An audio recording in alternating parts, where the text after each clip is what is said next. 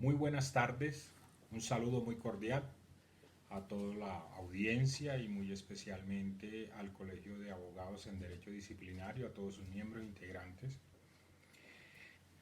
Eh,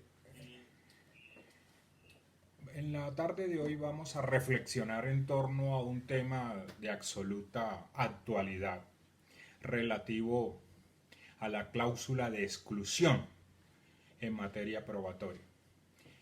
Lo primero que cabe advertir es que esta figura está contemplada en el artículo 21 de la Ley 1952 de 2019, conocido como Código General Disciplinario. Cabe advertir desde ya que la cláusula de exclusión no es una institución, figura o principio privativa del derecho penal ni privativa del derecho disciplinario. Se puede aplicar en todas las ramas del ordenamiento jurídico, el derecho civil, el derecho administrativo, el derecho laboral. Es más, desde hace algún tiempo ya el Consejo de Estado la vino a aplicar en el tema del control contencioso administrativo de la decisión en virtud de la cual la Procuraduría General de la Nación destituyó e inhabilitó a la ex senadora Piedad Córdoba por el famoso tema del computador de la operación Fénix. Así las cosas, en este tema de la cláusula de exclusión concurren unas fundamentaciones filosóficas, unas fundamentaciones constitucionales que es necesario advertir para su estudio, su breve análisis en el poco tiempo que tenemos para ello. La cláusula de exclusión, lo indicábamos, está contemplada en ese artículo 21 del Código General Disciplinario y lo que nos dice es que toda prueba obtenida con violación de los derechos fundamentales y las garantías que asisten al investigado será nula de pleno derecho y por lo tanto debe ser excluida de la actuación procesal. En el segundo inciso trata de la prueba derivada o la prueba refleja y también regula lo relativo a las excepciones de la cláusula de exclusión. En términos sencillos, ¿qué es la cláusula de exclusión? La cláusula de exclusión es una garantía de carácter constitucional en virtud de la cual se impone una limitación al poder absoluto del Estado bajo el criterio de que la verdad no puede ser conseguida o obtenida en el proceso de cualquier medio o a cualquier precio. Entonces, es una limitación al el ejercicio del poder punitivo del Estado que procura garantizar que solo la prueba obtenida con respeto de las garantías, de las fórmulas y reglas establecidas por el legislador deben ser valoradas y tendrán eficacia en la actuación procesal disciplinaria. De manera tal que hay que entender que ese artículo 21 va en concordancia con lo que establece el artículo 11 de esta ley. Ese artículo 11 nos explica, nos da a entender, nos expresa que entre los fines del proceso disciplinario está la búsqueda de la verdad y la realización de la justicia. Esa búsqueda de la verdad, en palabras de Couture, significa que que el proceso como tal es un método de obtención del conocimiento en virtud del cual se realiza la justicia cuando el servidor encuentra esa verdad. Pero esa verdad, reiteramos, no puede ser obtenida a cualquier precio y mucho menos con violación de los derechos y garantías que asisten a las partes. Hoy en día se establece una definición que ha hecho carrera desde el punto de vista filosófico de lo que se debe entender el proceso en sentido general. Esa definición fue acuñada por Foucault y hoy puesta al día por expresiones de Ferrajoli. Entiende que el proceso es un sismógrafo que verifica la forma como funciona la justicia, pero sobre todo el proceso es una relación entre saber y poder. Saber relativo a la forma como se consigue la verdad en el proceso como cometido de ello, y poder por la fuerza coercitiva que ejerce la decisión del juez del juez en sentido general. Mucho más el juez penal y en específico a lo que a nosotros atañe al juez disciplinario. Conforme con ello, entonces tenemos que la cláusula de exclusión busca que se respete el debido proceso, la presunción de inocencia, que se acate ese postulado del artículo 1 del Código General Disciplinario de respeto a la dignidad humana, en virtud de la cual no se puede instrumentalizar, no se puede cosificar al individuo y no se puede conseguir la verdad a cualquier precio. La jurisprudencia de la Corte Constitucional, ya la C-591 de 2005, estableció las pautas de cómo funciona la regla de exclusión en materia del proceso general, y en esa época se estaba refiriendo al proceso penal de la Ley 906 de 2004. Luego, la jurisprudencia de la Corte Suprema de Justicia ha establecido las pautas que tiene que tener el operador jurídico para distinguir entre qué es lo que se entiende por una prueba ilegal, qué se entiende por una prueba ilícita y cuáles son las características y cuáles son los efectos que producen las mismas. Conforme con la decisión del 29 de junio de 2015 de Patricia Salazar Cuellar, se determinó que la prueba es ilegal cuando en su aducción, producción, se transgrede, se incumple o se viola un requisito esencial para la prueba.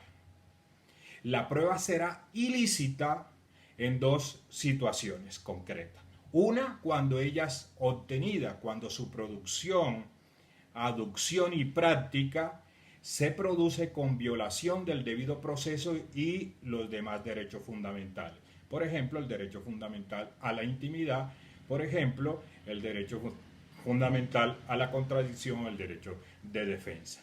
Y la prueba es ilícita también cuando la misma es obtenida con mecanismos como la tortura, la desaparición forzosa o forzada y las ejecuciones extrajudiciales. En esos eventos se producen unos efectos diferentes en cada una de esas situaciones. Conforme con ello, hay que revisar cuál debe ser el tratamiento de esas situaciones en materia disciplinaria. Si la prueba es ilegal, la ley en su artículo 21 establece que es nula de pleno derecho la prueba obtenida con violación de los derechos y garantías fundamentales. En el contexto del código se establece la consecuencia de la inexistencia. Miren que la Constitución en el artículo 29, que regula la figura, habla de nulidad de pleno derecho. Cuando el Consejo de Estado resolvió excluir pruebas respecto del proceso disciplinario adelantado contra Piedad Córdoba, esclareció que el concepto de nulidad plena a que se refiere, plena de derecho, nulidad plena, se refiere es a la inexistencia de la prueba. Por lo tanto, la prueba se excluye y se entiende que es inexistente y no puede ser objeto de valoración.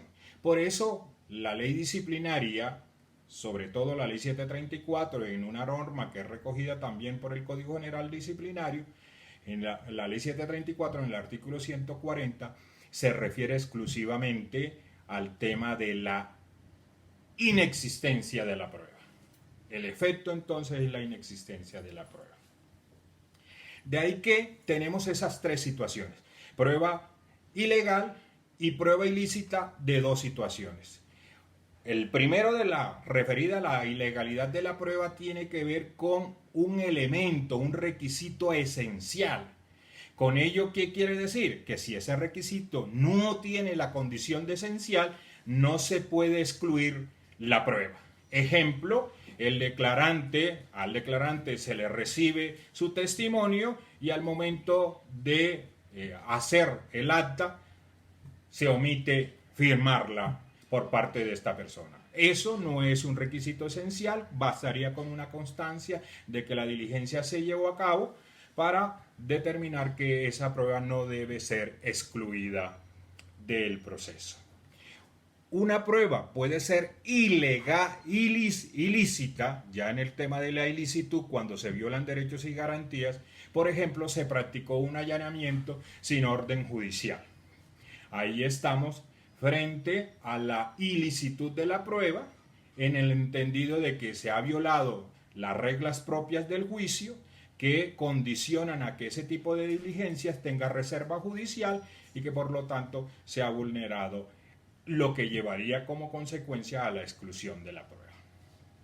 Tenemos el tema de la ilicitud de la prueba, que es obtenida por desaparición forzada, tortura o ejecuciones extrajudiciales. Ahí la jurisprudencia de la Corte Constitucional ha sido muy clara, que no solo da lugar a que se excluya la prueba de la actuación, sino que invalida toda la actuación. Es decir, no se puede tener como válida, como legítima, la actuación en la que existe un efecto como ese. Ahora bien, en materia disciplinaria se van a presentar muchas controversias. Controversias que tienen que ver que en el sentido de qué manera la prueba declarada ilegal por un efecto esencial, por la falta de un requisito esencial, o la prueba ilícita en materia penal, de qué manera esa situación condiciona al juez disciplinario. Caso diferente ocurrió en el caso de la senadora Piedad Córdoba, porque ustedes recordarán que la Corte Suprema de Justicia excluyó la prueba, pero la Procuraduría avaló el medio de prueba. En el control contencioso se acoge la tesis de la Corte Suprema de Justicia y se excluye la prueba. Eso va a ocurrir muchas veces en el proceso disciplinario. Va a quedar claro que será muy testarudo el funcionario disciplinario que, excluida la prueba en el proceso penal, le otorgue validez en el proceso disciplinario. De alguna manera, entonces, va a quedar claro que la decisión penal va a condicionar la decisión disciplinaria, salvo que surjan algunas diferencias, algunas situaciones que permitan diferenciar lo que ocurrió en una actuación frente a la otra. Pero en principio genera el efecto. Ahora bien, puede ocurrir que la prueba haya sido aducida o producida previamente en el proceso disciplinario que en el proceso penal. Frente a esa situación, entonces ustedes deberán recordar que en el proceso penal todo eso está sometido al criterio de un juez de control de garantía y será ese juez de control de garantía el que determine. El juez disciplinario podrá tomar su decisión sin conocer las resultas de ese proceso penal si la prueba fue aducida con anterioridad en el proceso disciplinario. Unas situaciones que se plantean, ¿por qué? Porque la ley no reguló en qué momento se debe excluir la prueba ilegal por falta de un requisito esencial y la prueba ilícita del proceso disciplinario. No se contempla. Y como es una figura que existe muy anticipadamente en la legislación procesal penal, particularmente en el artículo 23 de la ley 906 y en el artículo 455 de la ley 906. Tiene esa particularidad. Entonces, la ley disciplinaria no señala el momento en que debe producirse la exclusión. En el mismo proceso penal existía mucha discusión al respecto. Hoy es clara la situación en que se puede solicitar y dar la exclusión en las famosas audiencias concentradas, pero muy especialmente en la audiencia preparatoria. Y aún así, si no se da allí, se puede presentar en el mismo momento de la sentencia de primera instancia o aún en la sentencia de segunda instancia, partiendo de la base de que la decisión del juez de control de garantía no vincula al juez de conocimiento y la decisión del juez de conocimiento de primera instancia no condiciona necesariamente al juez de segunda instancia. Por lo tanto, en materia disciplinaria también se podrá excluir la prueba aún hasta la sentencia de segunda instancia. Ahora bien, en materia disciplinaria cabe la facultad oficiosa, por cuanto el juez disciplinario puede, en un sistema inquisitivo como es propio del proceso disciplinario, aplicarle de manera oficiosa la exclusión de la prueba en la indagación, en la investigación o en el juzgamiento, y como ya lo resaltamos, también lo podría hacer el juez de segunda instancia cuando conoce de la apelación. En estricto sentido, entonces tenemos esas particularidades. Ahora bien, un tema que causa mucha controversia en materia de la regla de exclusión o cláusula de exclusión es el tema de la prueba refleja o la prueba derivada o la prueba indirecta. El artículo 21 contempla las excepciones a la cláusula de exclusión. El profesor de la Universidad de Colorado, William Pizzi, dice que la regla de exclusión es una fórmula de estimulación de la impunidad que propicia el estímulo del delito. Nosotros partimos de la base de que eso no es correcto, que la regla de exclusión, por el contrario, es una garantía. Y eso tiene que ver mucho con las excepciones que establece la ley disciplinaria para la aplicación de la regla de exclusión. Recordemos que las excepciones que se establecen en el artículo 21 de la ley disciplinaria y en el artículo 23 y 455 de la ley procesal penal tienen que ver con la fuente independiente, el vínculo atenuado y el descubrimiento inevitable. La regla de exclusión aparece históricamente en Estados Unidos a partir del año de 1886 en la famosa sentencia Boyd versus Estados Unidos. Y la regla denominada o teoría denominada del árbol de los frutos contaminados aparece en el año 1920. Ya para el año de 1952, esas dos reglas se conjugan y se aplican a todos los estados de los Estados Unidos. Luego es trasladada a los demás sistemas procesales de las demás latitudes. La teoría del árbol envenenado tiene que ver con las excepciones en virtud de las cuales, porque cuando surge la teoría, parte de la base de que toda prueba directa obtenida de forma ilícita contamina a las pruebas derivadas. La raíz del árbol está contaminada, el árbol está contaminado y los frutos de ese árbol, por lo tanto, están contaminados. Es decir, es el efecto irradiante y contaminante de la prueba original o prueba directa y la prueba indirecta o prueba refleja. ¿Qué es lo que sucede en la actualidad? Como allí opera una tensión entre garantías y restricción, que es lo mismo que sucede con las nulidades, bajo el criterio de que los principios de las nulidades en la actualidad se aplican no para garantizar el efecto de garantía, sino para decir que nunca hay nulidades. Así puede suceder con la cláusula de exclusión. Lo que van a hacer las excepciones es legitimar ciertas situaciones que tienen que ver con la prueba obtenida. Bien, veamos sencillamente algunas situaciones de estas tres excepciones. La fuente independiente. Lo primero que cabe decir es que las tres excepciones, el problema es del vínculo de relación o de conexidad entre la prueba directa y la prueba refleja.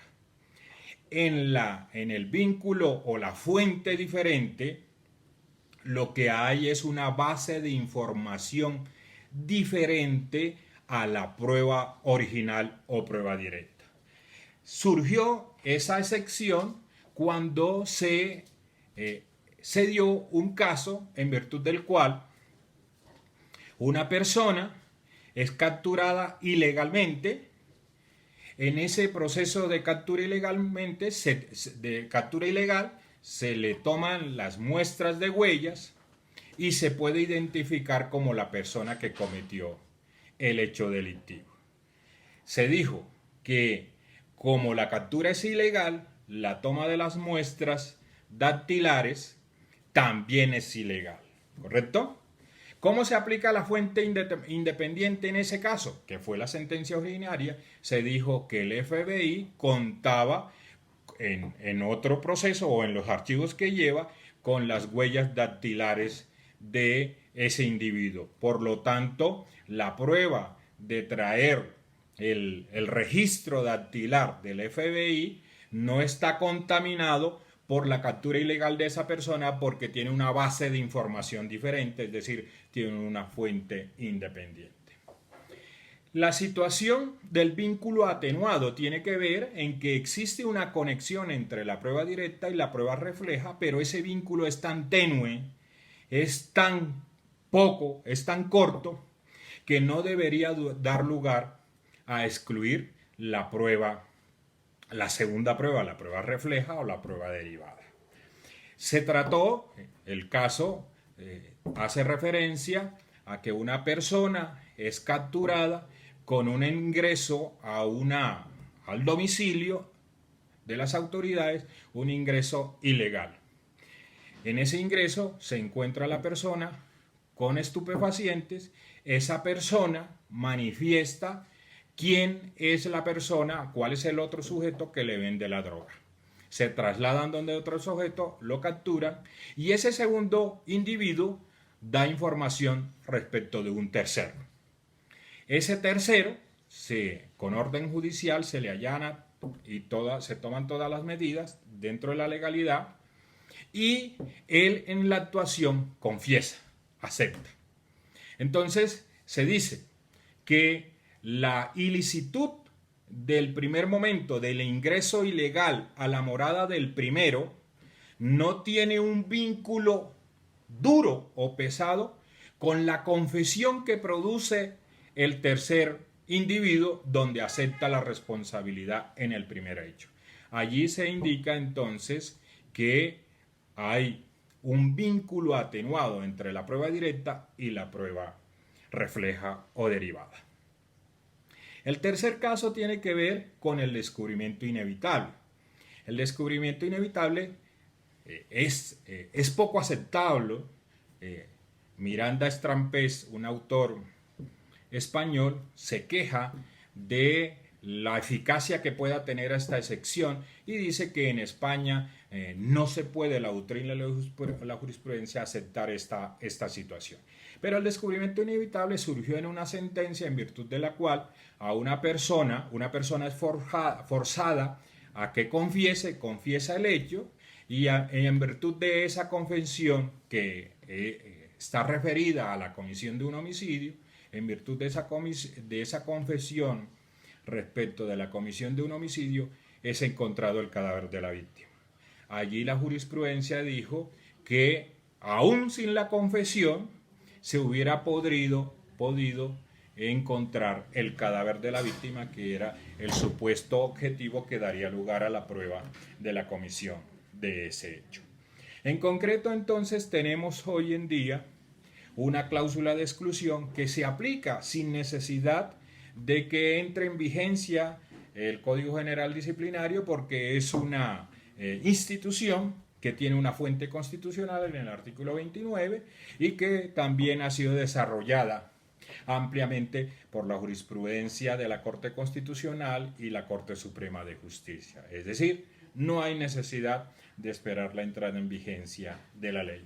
Y supondrá muchos problemas en torno a la relación que se maneja entre el proceso penal y el proceso disciplinario, en torno a lo que regula la Ley 1474 de 2011 en torno a la prueba trasladada. Ustedes saben que una vez hecho el descubrimiento en el proceso penal, a través de la presentación del escrito de acusación se puede trasladar la prueba al proceso disciplinario siempre y cuando se garantice la contradicción y excepcionalmente antes de que se produzca el descubrimiento con la autorización del fiscal general se podrán trasladar las pruebas siempre y cuando no se afecte el normal desarrollo de la prueba en materia penal, no se afecte la reserva o la consecución de los objetivos del proceso penal.